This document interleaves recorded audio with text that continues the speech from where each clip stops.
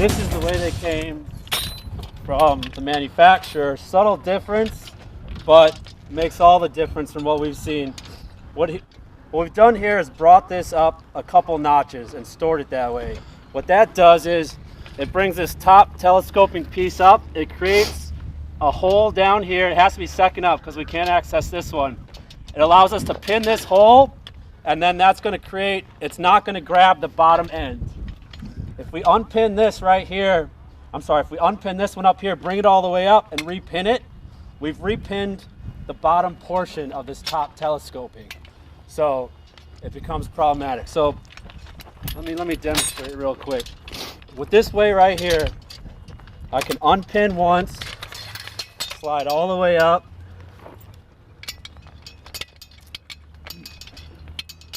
here I got it. pin, and now I got free access to this one. Slide up again. If it was all the way collapsed, you would not be able to do that because that pin would go right into the tube. So we come all the way up here and we do our fine-tune adjustments right here. Everything is right up here.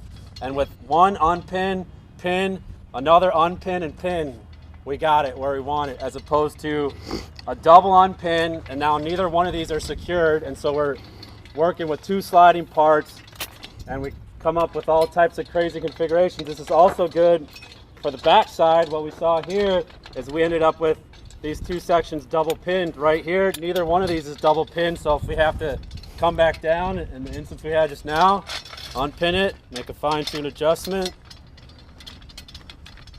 So pretty much leave the yellow out. Pretty much, yeah. Pretty much what you need right here is 3 holes if we're looking from the front right here. So what we would have to do to this one is get our 3 hole right here. What we did was brought this top piece up and created this second hole down here, which is not gonna have this telescoping piece in it. Middle first, middle, top, bottom.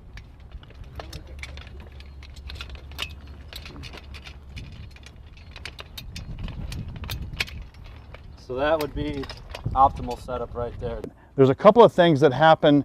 Either A, you anticipate it to happen. If I have to pull in, if I don't pull out my slack, I'm going to over spool this. What I mean by that is, if I just start ratcheting without pulling out my slack like this, what will happen is you get over spooling.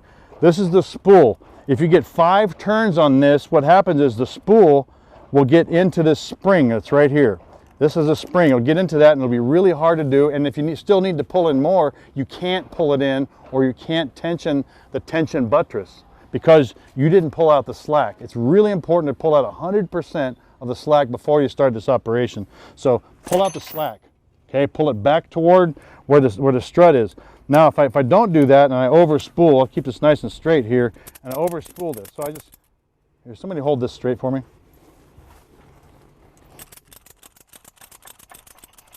Yeah, what I'm doing, I'm getting into the spool here. One thing you'll notice is that the bigger the gear gets, it's like a gear on a bicycle. The bigger it is, the harder it is to haul.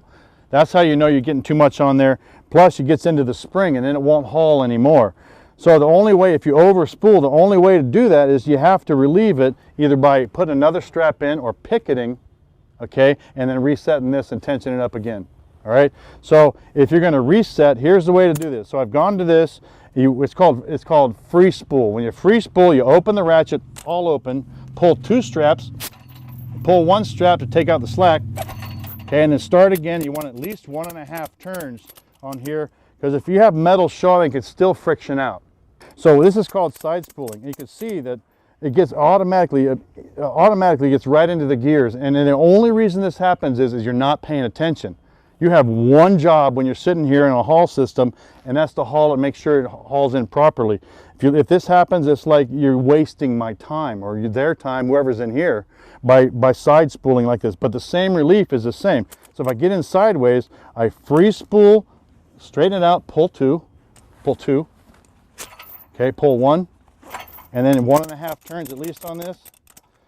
and relieve it, and then you safety it down. This is safety down all the way right there. It's in a locked position. I cannot pull up on this. In a starting position, if you're going to haul again, up off here, unload the spring, bring it up, it'll drop into this next slot, and that's a haul position. The setting struts and cribbing and everything, it's all about angles. And one of the first things a company officer do is, what most guys, if you ask the question to a group or to an individual, who does the size up when you arrive? And a size up is, what do you have, what do you need, what are you doing, and establish command and communication.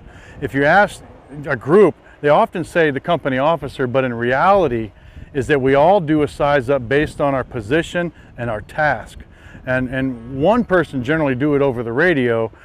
That way everybody coming in knows what we have, what we need, what we're doing, and they know who's in command and they know who to communicate with.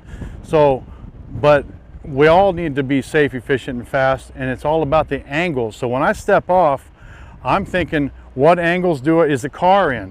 Where's the focal point? Where's the balance point? Where's the center of gravity? It's all about those angles that we need to build a geometric shape to accommodate and stabilize or capture a falling load, or keep it from falling based on the angle in which I put a strut, or which I place the cribbing, or a chain, or a rope, or anything that works at the time until I get the tools there that I need.